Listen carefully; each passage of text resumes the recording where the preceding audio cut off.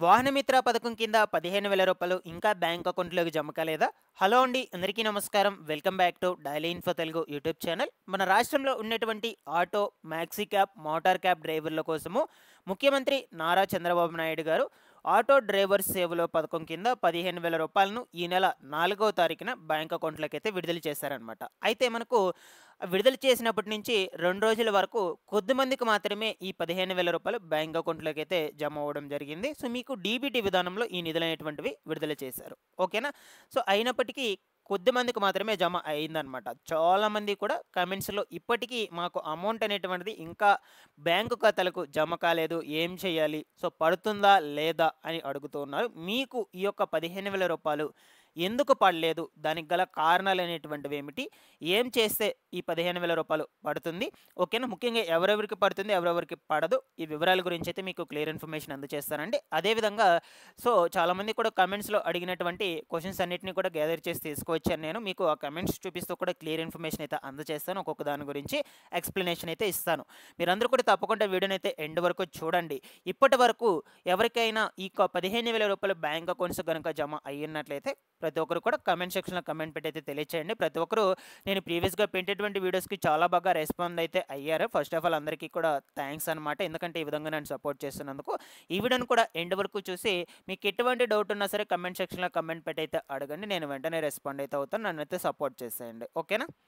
So, అలాగే first time ఎవరైనా ఛానల్‌ని చూడడానికి వచ్చినటువంటి వాళ్ళు ఉన్నట్లయితే ఛానల్‌ని సబ్స్క్రైబ్ చేసుకునేసి పక్కనే ఉన్నటువంటి బెల్ ఐకాన్‌ని క్లిక్ చేసి ఆన్‌లో పెట్టుకునేసేయండి. ఒకసారి టెలిగ్రామ్ గ్రూప్‌ని కూడా విజిట్ చేయండి. అక్కడ కూడా మీరు నాతో అయితే కాంటాక్ట్ అయితే అవ్వచ్చనమాట. టెలిగ్రామ్ గ్రూప్‌లో కూడా జాయిన్ అయితే అవ్వండి. లేట్ చేయకుండా టాపిక్‌లో గనుక వచ్చేసినట్లయితే మనకు రాష్ట్రంలో ఉన్నటువంటి auto, maxi cab, motor cab డ్రైవర్ల కోసము ఈ నెల 4వ తారీఖున వాహనమిత్ర పథకంలో 15,000 రూపాయలను బ్యాంకు ఖాతాలకైతే విడుదల చేశారనమాట.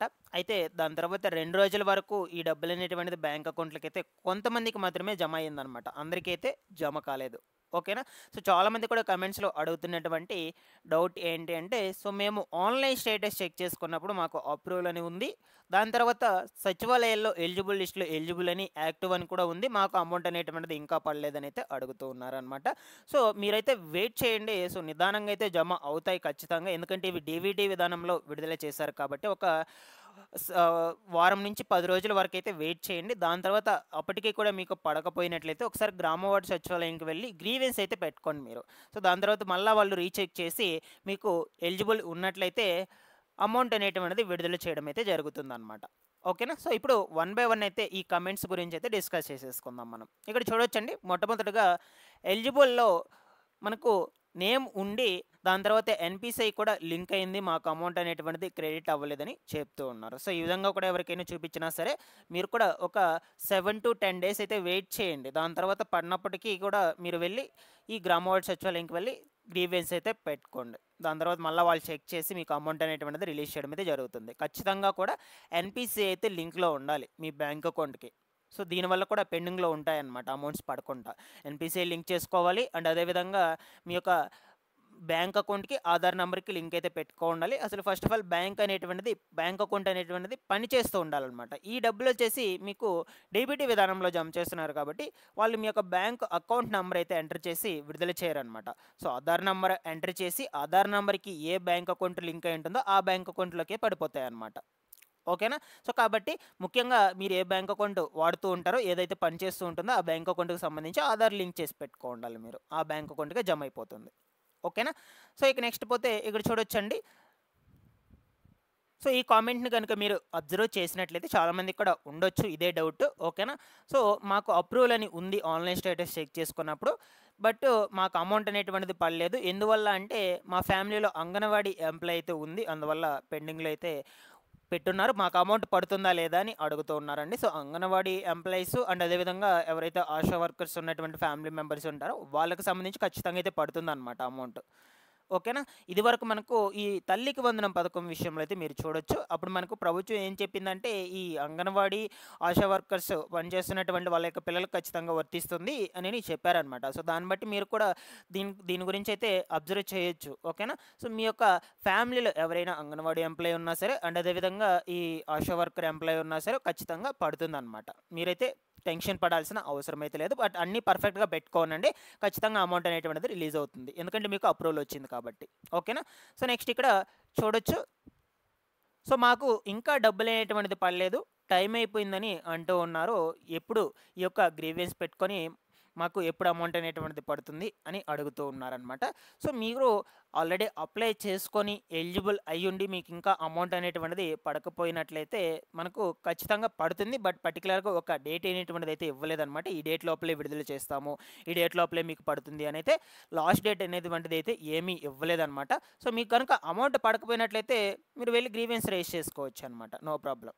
ఓకేనా? ఆప్షన్ అయితే మనకు ఇవ్వడం జరిగింది. సో, పర్టిక్యులర్‌గా లాస్ట్ డేట్ అనేటువంటిది అయితే ఇవ్వలేదు. పడుతుంది నిదానంగా. బట్ కొంచెం లేట్ అయితే అవ్వచ్చు. ఖచ్చితంగా అయితే మీ ఖాతాలకైతే అమౌంట్ అనేటువంటిది చేరుతుంది. ఓకేనా? సో, ఇక్కడ చూడొచ్చు.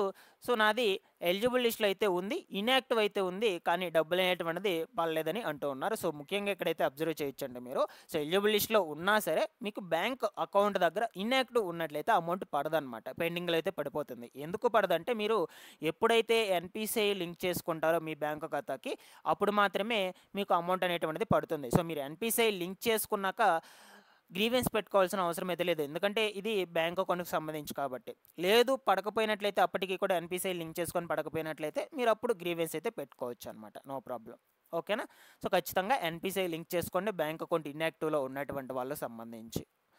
నెక్స్ట్ ఇక్కడ చూడొచ్చు. నేను అప్లై చేశాను. బట్ అప్పుడు సర్వర్ పనిచేయడం లేదని టైం అయిపోయిందని అన్నారు. ఇక నెక్స్ట్ ఇయర్ అంటున్నారు. మళ్ళీ అవకాశం ఏమన్నా ఇస్తారా లేదా అని అంటూ ఉన్నారండి. సో, ఖచ్చితంగా మనకు మళ్ళా కూడా అవకాశం అయితే ఇవ్వచ్చు. ఎందుకంటే ఈ యొక్క ఆగస్టు 30వ తారీఖు ముందు ఎవరైతే వాహనం కొని ఆన్‌లైన్ రిజిస్ట్రేషన్ చేసుకొని లైసెన్స్ పొంది ఉంటారో వాళ్ళకి మాత్రమే ఇప్పటి వరకు దరఖాస్తులు చేసుకోవడానికి అవకాశం అయితే కల్పించింది. ఇప్పుడు ఆగస్టు 30వ తారీఖు తర్వాత ఎవరైనా కొత్తగా కొన్నట్లయితే సో, వాళ్ళందరికీ కూడా మళ్ళా అవకాశం అయితే కల్పిస్తారు. సో, అప్పుడైతే మీరు అప్లై చేసుకోవచ్చనమాట. మళ్ళా కూడా మనకు ఇంకొక అవకాశం అయితే కల్పిస్తుంది. ఈ సెకండ్ ఫేజు అలా ఉండింది కదా! ఈ తల్లికి వందనం పథకంలో మీరు గనుక చూసినట్లయితే ఫస్ట్ ఫేజ్, సెకండ్ ఫేజ్ ఈ విధంగా విడుదల చేశారు కదా! సో, మళ్ళా కూడా మనకు దీనికి సంబంధించి కూడా సెకండ్ ఫేజ్ తీసుకొచ్చేందుకు అవకాశం అయితే ఖచ్చితంగా ఉండొచ్చనమాట. మీరైతే టెన్షన్ అయితే పడాల్సిన అవసరం అయితే లేదు. నెక్స్ట్ ఇక్కడ చూడొచ్చండి. సో, ఈ యొక్క పథకానికి సంబంధించి వీళ్ళకి ఎందుకు రిజెక్ట్ అయిందంటే వీళ్ళు 300 యూనిట్స్ కంటే కరెంట్ బిల్ అనేటువంటిది ఎక్కువ జనరేట్ చేస్తున్నారు. అంటే ఎక్కువ యూజ్ చేస్తున్నారనమాట. అందువల్ల వీళ్ళకి ఈ పథకం కింద రూ. 15,000 జమ కాలేదు. ఓకేనా? సో, వీళ్ళేమంటున్నారంటే ఇక్కడ సో, మాకు గత వైఎస్ జగన్మోహన్ రెడ్డి గారి ప్రభుత్వంలో ఇవేమీ చూడకుండా అమౌంట్ అనేటువంటిదైతే వేసేశారు. బట్ ఇప్పుడు రిలీజ్ చేయలేదనైతే అడుగుతూ ఉన్నారనమాట.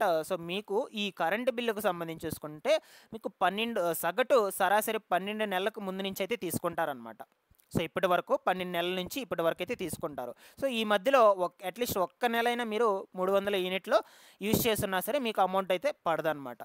ఇది గుర్తుపెట్టుకోవాలి మీరు. సో, మీరు అమౌంట్ పే చేస్తున్నా సరే, పే చేయకపోయినా సరే మీకు యూనిట్స్ అనేటువంటివి 300 యూనిట్స్ మీరు యూజ్ చేస్తున్నట్లయితే అట్‌లీస్ట్ ఒక్క నెలకు సంబంధించి మీకు అమౌంట్ అనేటువంటిది అయితే రిలీజ్ చేయరు. ఇది గుర్తుపెట్టుకోవాలి. సో, దీనికి సంబంధించి ఈ విధంగా ఇంకొక కామెంట్ కూడా వచ్చిందండి. సో, నాకు ఎప్పుడో ఈ యొక్క 2 ఇయర్స్ కింద 300 యూనిట్స్ అనేటువంటిది అయితే వచ్చిందని ఎలిజిబుల్ పెట్టారు. అప్లికేషన్ స్టేటస్ అనేటువంటిది అప్రూవ్ చూపిస్తుంది. గ్రీవెన్స్ కూడా పెట్టానని అయితే చూపిస్తున్నారనమాట. ఇక్కడ చూడొచ్చు 2 ఇయర్స్ కింద అయితే వచ్చిందనమాట వీళ్ళకి. సో, 2 ఇయర్స్ కింద అయితే కన్సిడర్ చేస్తారు ఖచ్చితంగా మీకు అమౌంట్ అనేటువంటిది అయితే పడుతుంది. ఎందుకంటే మనకు సగటు వచ్చేసి దీనికి సరాసరి 12 నెలలు మాత్రమే తీసుకుంటారు. అప్పటి నుంచి కాలిక్యులేట్ అయితే చేస్తారనమాట. మీకు 2 ఇయర్స్ కింద 300 యూనిట్స్ యూజ్ చేశారు కాబట్టి ఖచ్చితంగా వస్తుంది. గ్రీవెన్స్ కూడా పెట్టండి. వాళ్ళు మళ్ళీ రీచెక్ చేసి విడుదల చేయడానికి కొంచెం టైం అయితే పడుతుంది. ఓకేనా? మీరు కూడా వెయిట్ అయితే చేయండి. సో, నెక్స్ట్ ఇక్కడ చూడొచ్చండి. వీళ్ళు చలానాలు కట్టకుండా పెండింగ్‌లో అయితే పెట్టుకున్నారట. సో, వీళ్ళు వెంటనే చలానాలు క్లియర్ చేశామని కూడా చెప్తున్నారు. బట్ అమౌంట్ అయితే పడలేదంటున్నారు. సో, మీరు చలానాలు క్లియర్ చేసుకున్నాక ఏం చేయాలంటే గ్రీవెన్స్ పెట్టుకోవాలి. గ్రీవెన్స్ పెట్టుకొని దాని తర్వాత మళ్ళీ వాళ్ళు రీచెక్ చేసి మీకు అమౌంట్ అనేటువంటిది విడుదల చేయడం అయితే జరుగుతుంది. అలానే అయితే వదిలేసుకోవద్దు ఎవరైనా చలానాలు పే చేసుకున్నట్లయితే. సో, ఓకేనా? సో, ఈ విధంగా అయితే చాలామంది కూడా చాలా రకాలుగా కమెంట్స్ అనేటువంటివి అయితే అడగడం అయితే జరిగింది. ఇప్పటికీ కూడా మీకేమన్నా డౌట్స్ ఉన్నట్లయితే కమెంట్ సెక్షన్‌లో అడగండి. సో, అప్రూవల్ ఉండి ఎలిజిబుల్ లిస్ట్‌లో నేమ్ ఉండి ఇంకా అమౌంట్ పడినటువంటి వాళ్ళు వెయిట్ చేయండి ఇంకొంచెం రోజులు. సో, దాని తర్వాత అప్పటికి కూడా పడకపోయినట్లయితే మీరు గనుక గ్రీవెన్స్ పెట్టుకున్నట్లయితే సెకండ్ ఫేజ్‌లో మీకు అమౌంట్ అనేటువంటిది రిలీజ్ అయ్యేందుకు అవకాశాలు అయితే ఖచ్చితంగా ఉండొచ్చు. అండ్ అదేవిధంగా ఇప్పటివరకు ఎవరికైనా అమౌంట్ అనేటువంటిది బ్యాంక్ అకౌంట్స్‌కి పడి ఉన్నట్లయితే ఖచ్చితంగా కమెంట్ సెక్షన్‌లో కమెంట్ పెట్టి అయితే తెలియచేయండి. సో, ముందు వీడియోస్‌లో నేను మీరు కమెంట్ పెట్టే దాన్ని బట్టి అయితే మీకు ఇన్ఫర్మేషన్ అందజేయడానికి అయితే ప్రయత్నిస్తాను. Thanks for watching this one.